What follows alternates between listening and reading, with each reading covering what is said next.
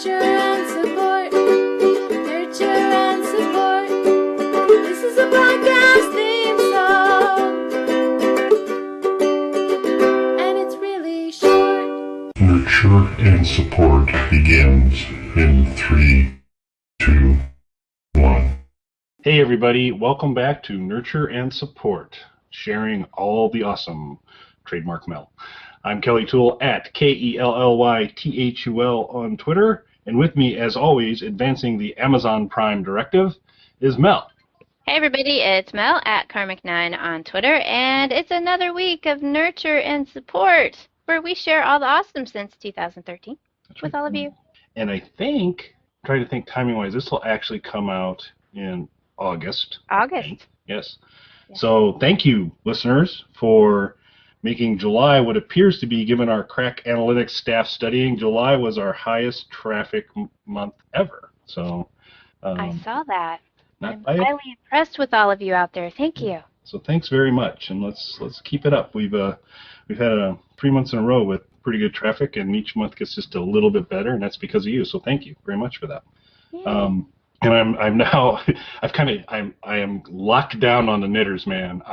They're gonna go down. We're gonna take the knitters out on the hobby section on iTunes. So I'm starting to reach out in every setting I can to try and convince people to go. Please review us, please rate us, and help us defeat the knitters. So. I guess I'll have to put aside that knitting podcast recommendation I had. Oops. I don't know what I'm going to talk about this week, y'all. We're going to have words. All right. Well, so apparently only I'll have a recommendation this week, so I'll go ahead and get started with it. Sean Sheck, one of our listeners, great guy, he had pointed out a little while back that I tend to put a caveat around many of my recommendations. And so that now has me second-guessing myself all the time. Anytime I offer a little nuance around the recommendation, I'm going to do that again today. And this one's more, it's not about the recommendation so much as I'm not really sure what I'm recommending, exactly. I think what I'm recommending is the original cast recording of a Broadway show. But I guess in a way I'm also recommending the Broadway show too. So, but I guess when we categorize it, I think this is music, Mel, and it's the cast recording, and it's for the Book of Mormon, created by the creators of South Park, Trey Parker and Matt Stone. Not the people you'd expect to put together a bang-up Broadway show, but I think probably as you've heard over the awards they won and all that, Book of Mormon did an incredibly good business, won a lot of awards, and I did have the opportunity to see it in New York, and it was awesome. A really enjoyable show. So it is. They had done. Those of you who watch South Park know that they've done a Scientology episode, and they've done a Scientology episode. Mel, did you enjoy the Scientology episode, Mel? No, I actually haven't seen it, but I will have to go look it up now. I'm not the biggest South Park watcher. Well, I used to be all the time, and then I just had to. Just timing-wise, just had a little bit more difficult time catching up on it here lately. But they did something on Scientology. They've done a number of different things on the Catholic Church and some of the issues with that. And they also did an episode where Cartman went back in time and came across Joseph Smith, founder of the Mormon Church, and they did the full story on that and kind of gave you the underpinnings of Mormonism. And then they decided to make a musical out of it, and it is just outstanding. It was interesting because I was a little bit worried because they've got a bit of an edge, and but the Mormon Church advertises in their playbill, so that. Towards the end, they go, there's a little full-page advertisement in the playbill that says, the book is always better, and a picture of the book, and they recommend. So they don't believe that they got it completely right on many of the things there, but at least it wasn't done in such a way that it was, this incredibly offensive thing to church, which makes me glad because right. As much as I enjoy humor and fun, and I think poking at authority and all that's good and everything, going hard after somebody for whatever their beliefs are is not something I'm a huge fan of. But it's Right. kind of it's the typical brutal South Park stuff, but to a degree, the way they described it is it was a Valentine's Day card from atheists to people who have follow religion. So I mean, they kind of That sounds right up my alley. so it's very cool. But it's basically the story of two elders of the Mormon Church that get their assignment to go out and they have to travel somewhere to convert people. And it's Kevin Price is one, and he's the up-and-coming Mormon elder. He's very blonde, very kind of, just very polished guy, and has it all down. And he gets paired up because they go in twos with Arnold Cunningham, who, in the bell curve of elders is probably occupying the other end, and played by Josh Gad in the original show. Josh, who now many people know as Olaf the Snowman from Frozen, which really made watching Frozen a little difficult for me because I kept waiting to hear some of the lines from the Book of Mormon come out of the little snowman's mouth, which would have been very inappropriate. Trey Parker has had a very strong kind of musical interest and background for a long time. You see it reflected in South Park episodes. In the first movie, they basically took Les Miserables and kind of took elements of that storyline and some of the song structure and worked it into the original South Park movie. And in this one, he kind of runs the gamut of none of the songs are like a Weird Al Yankovic parody, but they definitely harken back to, you hear some things, you go, oh, that's kind of like the Wicked song, and that song's from Phantom of the Opera, and that one's from Lion King. So you get some pretty interesting things. Oh, and Little Shop of Horrors, the Broadway show. There's a song that's very reminiscent of Somewhere That's Green. I think we're going to have to add a musicals category. Okay, that'll work. Oh, I you think- got a couple coming now? Well, no, but you know one of my favorite musicals, which wasn't on Broadway but was on the internet and TV, was Dr. Horrible. That's Alarm right. Clock. Excellent. So I think we have a new category for Nurture and Support, musical. We do. Excellent. We do. Pretty cool. Yeah, I'm not gonna have a ton. I'll have a few, but this would be one. So I'm recommending the soundtrack because the soundtrack is just. I mean, the unfortunate part, if you get the soundtrack before you see the play, there are a couple of really clever twists that occur. They kind of get spoiled for you if you go through the whole soundtrack. Without spoiling too much, there's a song fairly early in the show called Hasadiga Ibowe, which is sung in a very kind of Lion King I was going to say, that sounds like the Lion King. It's kind of like a Hakuna Matata, sort of, but but as the song goes on, you begin to uncover it's not such a nice song. It's something that, and they're all singing. The Mormon elders are singing along with it and having a great time, and then it slowly unravels in terms of what the song really is, and then they are mortified. But it's just an amazing song. It is not not safe for work for the strong of heart and those types of things. One of the main protagonists is So I'm trying to think here. I think Nurture and Support has stayed PG-13 all the time, so I'll try and keep it that way. The name of the character in the play is General Butt Effing Naked, but it's not effing, okay? Right. And he's actually patterned after, I guess, an actual African warlord who would be naked when his folks would attack. So, he's an interesting character. The other very cool thing about it is they throw a lot of Star Wars references throughout the whole thing. Due to licensing issues, it's like when you actual Star Wars characters. So they get referenced. Boba Fett gets a decent amount of time in because Arnold Cunningham, I think he may have read the Book of Mormon, but he's got some retention issues with there, and so what he will do is supplant it with additional facts from things he's more familiar with, like Star Wars. So Boba Fett becomes part of the story of Joseph Smith and these types of things there. And later there's a song about kind of the inner monologue of him.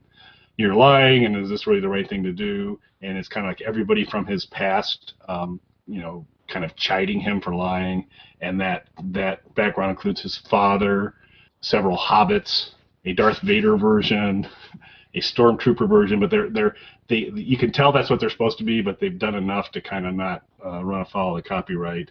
And a Yoda-esque character makes a brief appearance as well. So it was really funny songs, really clever stuff, and Star Wars references. So what's not to like? That sounds excellent to me. I was just trying to see if it was available on, without going to the theater, but I don't. Yeah, I don't think I don't think it is. They really need to put them. And that's the same thing with Spamalot. Is that I've seen that, and that's wonderful. And I just wish there was a on-demand version of that you could get, because it was really good. But the soundtrack will give you a pretty good sense of it. It's obviously the seeing the whole show, you get to enjoy all that very, very cool stuff. So my recommendation is definitely get that soundtrack, download it. You're gonna enjoy it. If you have small children, when Hasadiga Ibowe comes on, it's probably a good time to skip to the next song. But actually, there's probably not too many songs on this that are safe for your children, so don't play it at all if your children are in the car. But if they are in the car and you're playing it, don't play Hasadiga Ibowe, because that would just be bad. So I'll just finish it off. There's also a section in the show, Mel, where Kevin Price, the kind of professional Mormon, the really talented guy, is talking about he's having his spooky Mormon hell dream is the name of the song, and it's because it starts back to he had stolen a glazed donut and blamed his brother, and that was going to send him to spooky Mormon hell, and then he did some things involved in the story that he felt also were going to do that. So he descends down to Mormon hell, and there are 4 famous characters who have major lines in the spooky Mormon hell dream song, and I'm going to give you 3 of them, and I'm going to see if you can guess the 4th. So in spooky Mormon hell, they had Adolf Hitler, Jeffrey Dahmer, and Genghis Khan, and then there was a 4th one that had headlines. Any guess on who the 4th person in spooky Mormon hell is? The 4th person. It's not Walter White. I know that. That would have been really good, but no, Johnny Cochran. So that was Cochran. Because it was they were all kind of each singing their lines of what put them down in spooky Mormon hell, and Hitler's talking about the Jews, and Genghis Khan about all the slaughter he did, and Dahmer about eating people, and then Cochran's like, and I got OJ free. Yeah. So it's just, it was pretty funny. So, but it's really like I said, it's not for the faint of heart in terms of lyrical content and all that. It's not mean spirited in my opinion. It's funny. It's actually well crafted. The performers are all incredibly gifted singers. So it's a good listen. It's a funny listen. Like I said, if you don't like a little bit of fun being poked at religion, definitely not your thing. If like I said, at the core of it, I don't feel there's a lot of meanness or hate behind it. It's just these guys being these guys. So so that's fun, not mean-spirited. Right, not mean-spirited, because that's just not something I'm a big fan of. So that will be my recommendation. I think it's a soundtrack recommendation, or a musical recommendation, and we have a new category. So there you go. I don't know. It might make me have to go track it down in the theaters. Our Twitter friend @DawnSnarks loves that as well. I've seen her on Twitter waxing very enthusiastic about the Book of Mormon. So it's fun. If you do ever get a chance to see it, it's fantastic. Yeah, the theater's pretty far away for us, but maybe I'll put it on the list. And I don't know how it's going to sound, because I assume theater in Texas, they all sing in like that drawl kind of thing and do yeehaw at the end of. We have to import people that don't have an accent. Oh, okay. Yeah, so I don't know. No, we have some talented actors in Texas who can get rid of their twang when they want to. So that's gonna put me into, speaking of twangs and weird accents, my recommendation is for a TV series called The Witches of East End. And I've talked about this a lot on Twitter and whatnot, but I haven't actually recommended it here on Nurture and Support. So here you go, folks. The Witches of East End is on Lifetime. And if any of you know me very well, you probably could guess that the Lifetime channel is not exactly my sort of channel. I don't watch a lot of Lifetime television. However, The Witches of East End is actually really good. I really enjoy it. It's based off of a book series by Melissa de la Cruz, and as the title would suggest, it's about a family of witches that lives in a town called East End. And I'm going to spoil something that you don't actually find out till about, I don't know, halfway through season 1. They are originally from Asgard. And if you're rolling your eyes right now, like I was when I heard that, we're not talking Thor's Asgard as far as I can tell. They were exiled from Asgard, and that's how we got witches into this world, witches and warlocks, because they have come from Asgard. So this family was cast out of Asgard and were cursed by the king, who incidentally is Mama Witch's father. So it's got a really good cast. Julia Ormond plays Joanna Beauchamp, that she is the mother of the 2 daughters named Freya and Ingrid. The premise of the story, at least in the TV series, is that these girls don't know that they're witches. Their mother has raised them, hiding their powers from them, because their curse is that they die at a young age. So usually in their early 20s or whatnot, they die. They're reborn. This is Joanna's curse, is that she is immortal, and she has to watch her 2 daughters die, and then she has to rebirth them and raise them and watch them die all over again. And this has been going on for centuries. So rebirth them. As babies, I guess she spontaneously gets pregnant again shortly after they die, and she has Ingrid, who's the oldest one, shortly followed in, 9, 10 months or so, by Freya.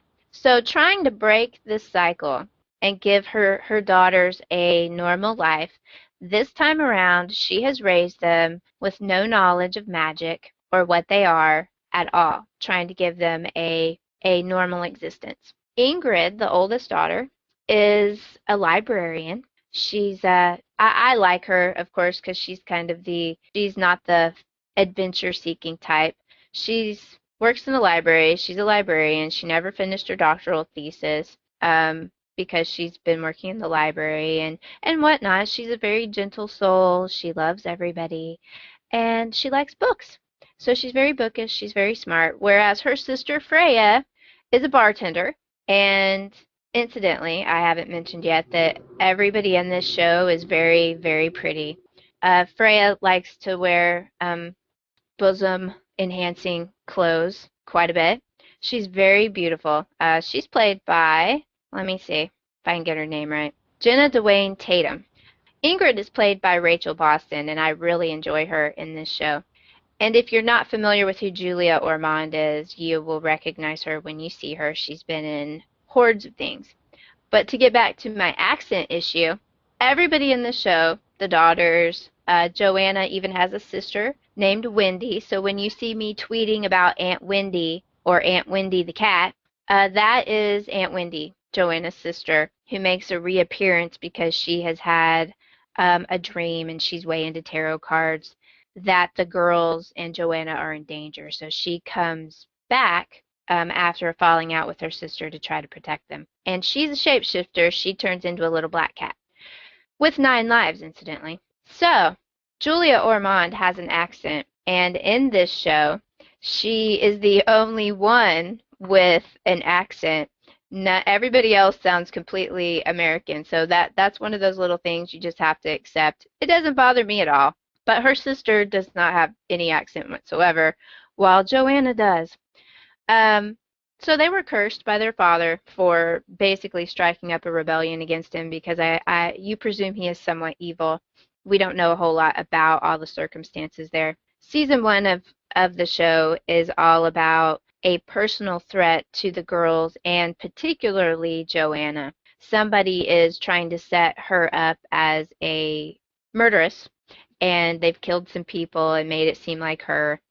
they go in and raise some dead versions of people that Joanna has known throughout the centuries to try and kill her, and it goes on from there.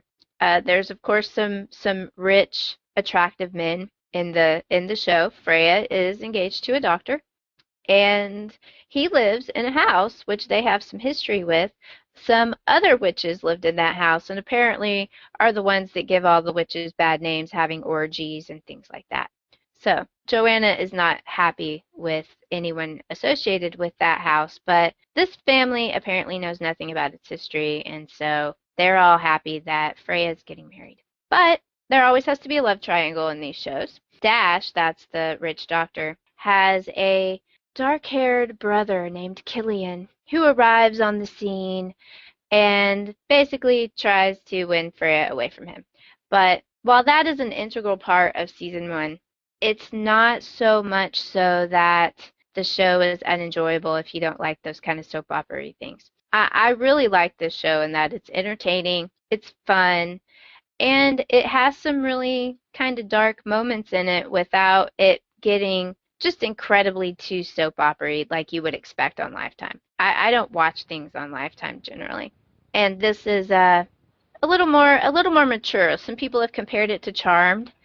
And while I liked Charmed in the beginning, I've never felt the need to rewatch it. And this show to me seems more mature than Charmed ever was. But that may just be me. I've had arguments with some people on Twitter about Charmed. So I like Witches of East End. You can actually watch it, season 1, on Netflix. It is not, unfortunately, available via the Amazon Prime directive at this time, but it probably will be. Oh my goodness, how could that have happened, Mel? Yes, you would have to pay actual money to get it from Amazon right now, just like you would from iTunes. But season 1 is up on Netflix, and if you get your cable through some very select providers, you can actually watch season 2 on Lifetime's website. But I, of course, have Dish, and nobody likes Dish right now, so I can't watch anything online anymore. So, but Witches of East End, I recommend you give it a try. Give season 1 a few episodes and see if you like it. I think it's fun. It's interesting enough in that you want to find out what the story is that's going on, and they're always throwing in new twists to keep you watching. This season 2, they have been advertising as it being much darker than season 1, and we're only 3 episodes in. But so far, they've made good on that promise without it being too hokey, in my opinion. It's not, it's a show about witches, and I'm going to say, well, it's not that contrived, but there you go. It's good. It's good for a Lifetime show, I guess is what I'm trying to say. It's not too girly, though it is, of course, a show that is primarily about a family of women. So that may be one of the things that I like about it. So you guys out there might not appreciate it so much, but there are a lot of pretty girls to look at. So even if you're a guy out there, give it a watch and see, because it's a beautiful cast. Everybody in this entire show is pretty. It's really sad and demoralizing sometimes. Yeah, they're witches, though. I know. And they're immortal witches. They've been here for hundreds and hundreds of years. And, of course, that is one of the things of how do you kill an immortal witch? Somebody's always going to come up with a way. So that's one of the dangers that gets brought up in the show, is what can kill them. So it's very interesting. If you like the craft and you liked Charmed, where they have little spells and little rituals, it's a good show. I enjoy it. So I recommend that everybody at least give it a shot, see if it's for you. I've been very impressed by it. And I have to say, every Sunday night, I watch Lifetime TV to get me a Witches of East End, which, with everything else on TV being on Sundays, Witches of East End is like the only show I'm current on. Of course, it's only had 3 episodes. I haven't had a lot of time to get behind yet. But it's the only one that I've stayed current on, with everything on television has to be on Sunday now. Apparently, it's a new rule. There's a lot too. Boy, it is tough to navigate that. So and I believe I think it was a couple shows ago, I talked a little bit about Judgy daughter, my younger daughter, Judgy, who, when she saw I had Attack on Titan, questioned my credibility of owning that book because like I was not apparently cool enough or aware enough to have a copy of Attack on Titan. And so it was a little less judgy on this because she actually likes the show too, but she watched I think during the first season, and she her response was, "You are loosely interpreting Norse mythology." And Yes. it was that a loose interpretation of Norse mythology she felt was a bit of an umbrage, but not enough to stop her from watching it. But she felt that Right. was Right. And it's loosely based on the books. I haven't read the books, and given that my to-read pile is at an all-time high, I probably will never get around to reading the books. I think I've just decided I'll enjoy watching the show to be surprised.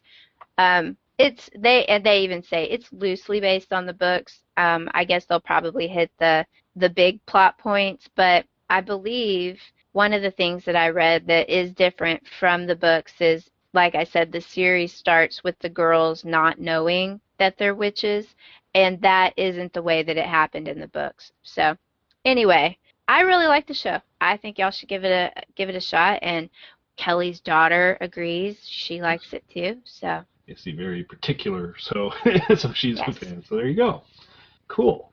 And since first season's on Netflix and free, I think I'll at least take a peek at it. So it sounds Yeah. pretty good.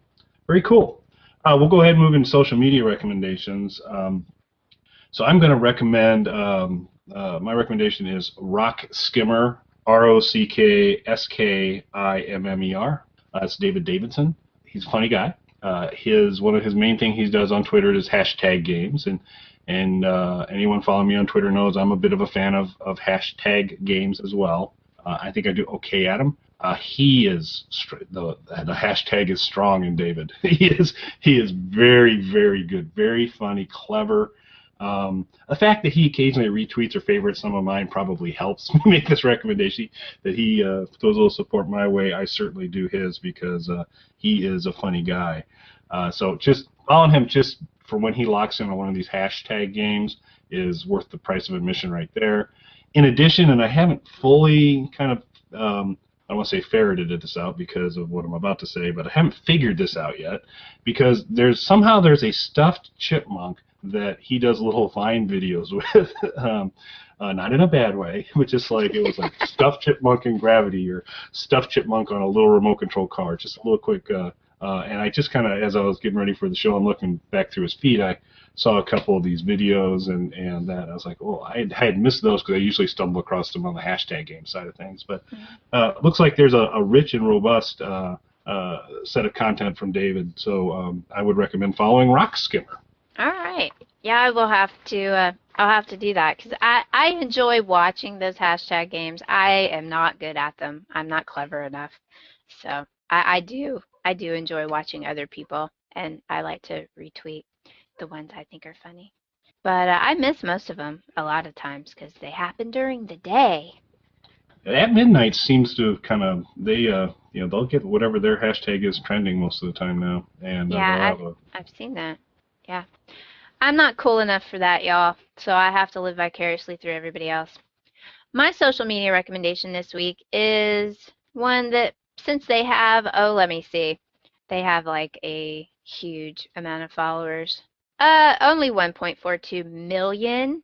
So this is not unique at all. Chances are some of you might follow them already, but I retweet quite a lot of their stuff. So in the event that you do not already follow at Science Porn, I recommend that you do. I enjoy their feed quite a lot.